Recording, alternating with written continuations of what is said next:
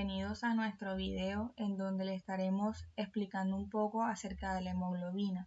Mi persona, Melanie Contreras Salgado, y mis dos compañeras, María Claudia Martínez Romero y Jacqueline Salgado Palacio. La hemoglobina es una proteína globular la cual está presente en altas concentraciones en los glóbulos rojos. Esta está conformada por 4 cadenas de aminoácidos y en cada una de estas cadenas posee un grupo hemo, que es el que se encuentra de color verde, o sea, tenemos 4 grupos hemo en total. Dentro de este grupo hemo se encuentra en el centro un átomo de hierro y es aquí en donde el oxígeno se va a enlazar. Esto con la función de que la hemoglobina tiene varias propiedades y una de estas es encargarse del transporte del oxígeno desde el aparato respiratorio hacia los tejidos periféricos y a su vez el transporte de dióxido de carbono y protones de los tejidos periféricos hasta los pulmones para así poder ser excretado.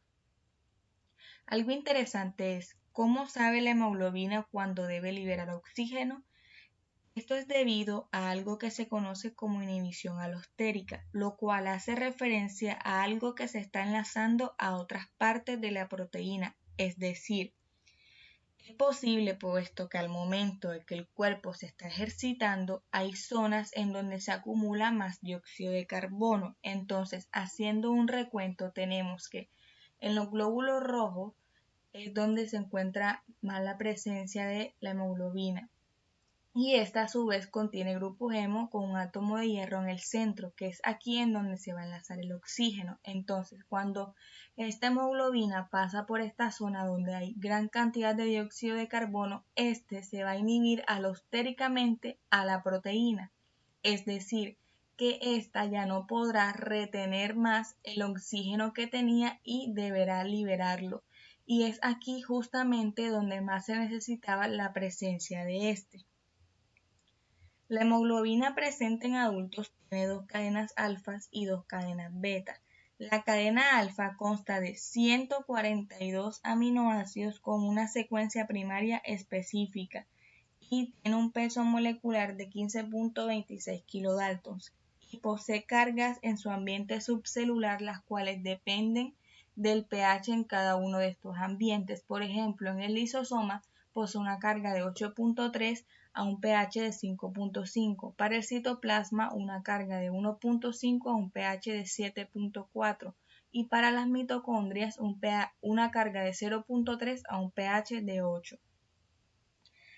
La cadena primaria alfa a nivel experimental posee un punto isoeléctrico distinto al calculado teóricamente, teniendo en cuenta que con punto isoeléctrico se hace referencia al punto en el cual la carga neta de una molécula es cero, y aunque la diferencia no es tanta, puesto que para el experimental tiene un punto isoeléctrico de 9.2 y para el teórico de 8.12, esto es debido a que para el cálculo teórico se utilizan varios algoritmos y de los cuales se va a sacar un promedio. Entonces, este va a ser un valor mucho más exacto, puesto que ya son valores que están estipulados y en el experimental puede suceder cualquier cosa en el laboratorio y puede aumentar o disminuir esta cifra. La cadena beta, por otro lado, consta de 147 aminoácidos con una secuencia primaria distinta a la cadena alfa y con un peso molecular de 16 kilodaltons y con cargas las cuales varían dependiendo de los pHs del ambiente. Por ejemplo, para el lisosoma una carga de 5 a un pH de 5.5. Para el citoplasma una carga de menos 1.9 para un pH de 7.4 y para las mitocondrias un pH de menos 3.4, una carga de menos 3.4 a un pH de 8. Igualmente, el punto isoeléctrico experimental varía con respecto al teórico y esto es debido a los algoritmos que mencioné anteriormente, los cuales utilizan para realizar el cálculo teórico y son mucho más exactos que cuando se está aplicando experimentalmente. Como anteriormente se dijo, la hemoglobina es una proteína conjugada con una parte proteica, que es la globina, y un grupo prostético, que es el grupo hemo. La parte proteica está formada por 4 cadenas peptídicas que no son iguales entre sí. Hay 2 cadenas de tipo alfa y 2 cadenas de tipo beta, siendo por tanto una proteína heterotetramérica. Esto significa que está compuesto por 4 subunidades que no son iguales entre sí. Aquí se puede ver de manera más detallada la representación de la estructura secundaria en hélice para la cadena alfa. Se ve que no son hélices continuas, pero sí muestran interconexiones giro beta que están en verde, giros gamma que están en naranja, y estos diferentes a los filamentos que son los que están en rojo. Para la cadena beta también apreciamos la representación de la estructura secundaria en hélices. Tampoco son hélices continuas y también, como en la anterior, se pueden determinar las interconexiones giro beta que están en amarillo, giros gamma que están en azul y estos diferentes a los filamentos que están en morado. La cadena alfa presenta 10 hélices y la cadena beta 11 hélices, en los cuales se pueden describir de mejor forma con los diagramas de color, rueda helicoidal y red, ya que éstas ilustran la disposición de los residuos en cada hélice. Los residuos están codificados por colores para los tipos de aminoácidos hidrófobos, que son los verdes, polares, que son los azules, y cargados, que están los rojos. Las ruedas y las redes asumen el valor helicoidal ideal de 3.6 residuos por vuelta. Aquí apreciamos los diagramas de color, rueda helicoidal y red para la cadena beta.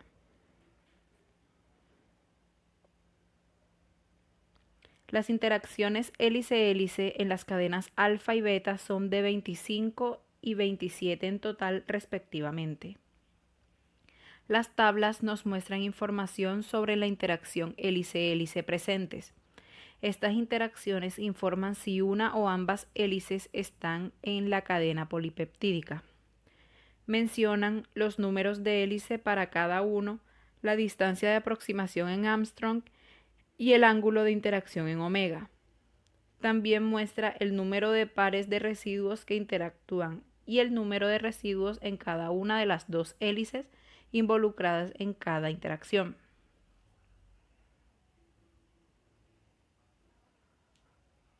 En el gráfico de Ramachandran de Procheck se presenta un 93.6% de residuos ubicados en la región más favorecida, un 6.4% ubicados en la región adicional admitida, mientras que no se encontraron residuos en la región no permitida del gráfico Ramachandran. En total fueron 498 residuos en estas 2 regiones. Pero en general, en total, fueron 574 residuos encontrados, en los cuales están los 498 anteriormente mencionados, más 40 residuos de glicina y 28 residuos de prolina. El grupo prostético está formado por 4 grupos hemo, como anteriormente se dijo. Estos están situados y unidos a unas correspondientes cadenas peptídicas, que es la imagen que se encuentra a la izquierda, mientras que del lado derecho se encuentran los aminoácidos que se encuentran alrededor. Regresando a los grupos hemo, que son de suma importancia, las 4 subunidades adquieren una disposición tetraédrica en el espacio, de manera que si unimos por líneas imaginarias los centros de las 4 subunidades, la figura resultante formará un tetraedro. La unión entre las subunidades se hace principalmente mediante interacciones hidrofóbicas y también por enlaces iónicos salinos entre grupos con cargas opuestas. La hemoglobina A y B de los adultos se sintetiza en una serie de pasos. La parte hemo se sintetiza en las mitocondrias y el citosol en los glóbulos rojos, ya que los glóbulos rojos son sintetizados por los ribosomas en el citosol. El citosol es un líquido que se localiza en el flujo intracelular. Este se encuentra dentro de la membrana celular y está incluido el citoplasma que abarca la mitocondria, lácteos y otros organelos que se encuentran dentro de la matriz del citoplasma. Estas 4 entradas de la hemoglobina se refieren a diferentes grupos hemo con estructura similar pero diferentes en sus enlaces con los ligandos. Hemos analizado las distancias y ángulos que se presentarán a continuación en el orden en que aparecieron las entradas. Antes de mostrar los valores de las distancias y ángulos, se estará mostrando una estructura más detallada del grupo hemo. Ustedes pueden pausar el video para ver con más detalle los valores mostrados. Se pueden dar dos tipos de enlaces. Los enlaces covalentes pueden deberse a la formación de un puente de disulfuro entre dos cadenas laterales de cisteína o a la formación de un enlace amida entre cadenas laterales de la lisina y aminoácidos dicarboxílicos como el ácido glutámico y aspartico. El otro tipo de enlace son los enlaces no covalentes. Pueden ser de 4 tipos. Fuerzas electrostáticas entre cadenas laterales ionizadas con cargas de signo opuesto. El segundo tipo de enlace es debido a puentes de hidrógeno entre las cadenas de aminoácidos polares. El tercer tipo de enlace se da debido a interacciones hidrofóbicas entre cadenas apolares y el último debido a la fuerza de polaridad debido a interacciones dipolo-dipolo. En los cuadros mostrados se resalta en color más claro algunos ligandos. Estos están unidos al grupo hemo por 2 tipos de enlaces. De este análisis surgen 2 preguntas. ¿Qué resulta de estas interacciones? ¿Cómo afecta cada ligando la estructura tridimensional y la función biológica de la hemoglobina? Como resultado de estas interacciones, las cadenas laterales con carácter apolar se orientan hacia el interior de la molécula, evitando interacciones con el disolvente y forman un núcleo compacto con carácter hidrofóbico. Las cadenas laterales de aminoácidos polares se localizan en la superficie de la molécula, interaccionando con el agua y permitiendo que la proteína permanezca en disolución.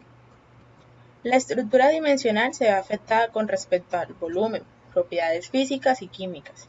La función genética comienza a tener defectos y esto ocasiona enfermedades como la anemia. La hemoglobina S es un claro ejemplo. Es producida debido a una mutación genética que afecta al gen que codifica para la síntesis de la cadena beta de la hemoglobina y conduce al reemplazo del aminoácido glutámico por el aminoácido valina, generando una deformación en los glóbulos rojos. Otro claro ejemplo es la hemoglobina glicosilada. Es el producto estable de la glucosilación no enzimática de la cadena beta de la hemoglobina por la glucosa plasmática. Este estado de la hemoglobina hace que aumente su afinidad por el oxígeno y se haga difícil el intercambio de este con las células y por tanto su función se ve afectada. Los niveles altos pueden ser un signo de diabetes, una enfermedad crónica que causa problemas de salud graves como enfermedad de corazón, riñón y daño nervioso.